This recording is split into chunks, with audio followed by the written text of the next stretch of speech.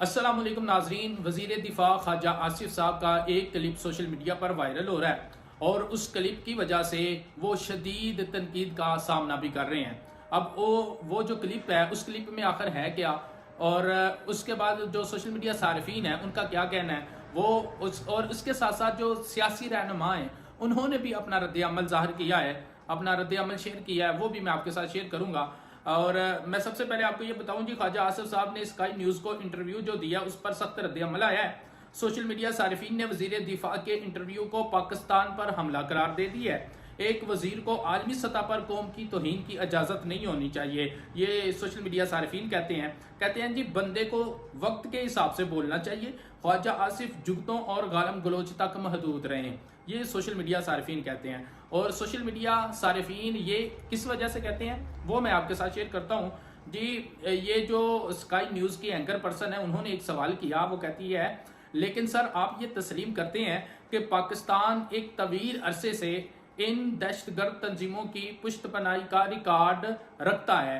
तो जिस वक्त उसने ये सवाल किया तो ख्वाजा आसिफ साहब ने आगे से जवाब क्या दिया, कहते हैं जी देखें हम ये डर्टी वर्क अमेरिका और मगरब के लिए 3 दिहाइयों से कर रहे हैं और हमारी गलती थी, हम इसे भुगत रहे हैं।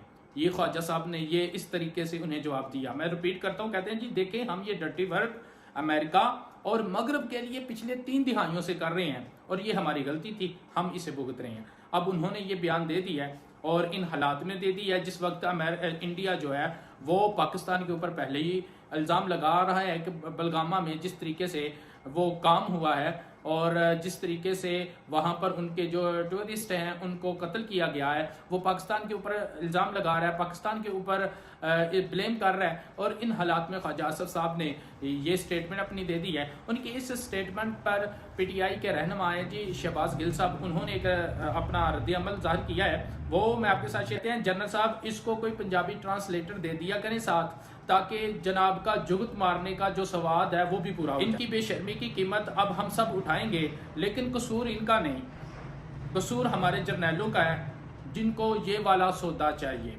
ये शहबाज गिल साहब हैं, उन्होंने ख्वाजा आसिफ की स्टेटमेंट पर ये जो रद्द-ए-अमल है वो जाहिर किया है जी। जैगम खान साहब हैं, उन्होंने भी एक रद्द-ए-अमल जाहिर किया है। वो क्या कहते हैं, कहते हैं एक वजीर को बैनुल-अक़वामी सतह पर कौम की तौहीन करने की इजाजत नहीं होनी चाहिए।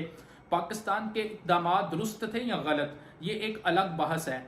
एक ज्यादा मौसर और तामीरी हिकमत अमली ये होती कि वो इस बात को उजागर करते कि भारत मुसलसल पाकिस्तान के खिलाफ प्रॉक्सी वार का सहारा लेता रहा है। ये चीज जैगम खान साहब हैं, उन्होंने ये ख्वाजा आसिफ के बयान के ऊपर रद्द-ए-अमल जो है वो जाहिर किया है। इसके बाद जी खुरम ज़ीशान साहब हैं, उन्होंने अभी इसी बयान के ऊपर रद्द-ए-अमल दिया। वो कहते हैं जी जब एक 3rd क्लास जुगतबाज को वजीर दिफा का कलमदान दे दिया गया तो वो ऐसे ही शगुफे छोड़ेगा।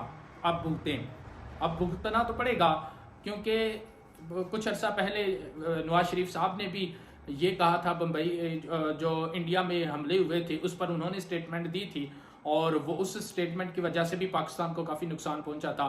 अब पहलगामा में जिस तरीके से टूरिस्ट के ऊपर हमला हुआ है और उस हमले के बाद जिस तरह इंडिया पाकिस्तान के ऊपर हमला करने का सोच रहा है और अपने बयानात दे रहा है और इंटरनेशनल लेवल पर लोगों की हमदर्दियां समेट रहा है इंडिया, इन दिनों में इन हालात में ख्वाजा आसिफ साहब जो इस वक्त के मौजूदा बयान है इस पर पाकिस्तान को कितना खतरा हो सकता है ये आप सब भी समझते हैं। वक्त इस चीज़ को भी जाहिर कर देगा। अपने मेज़बान असदुर रहमान को इजाज़त दीजिए। अल्लाह हाफ़िज़।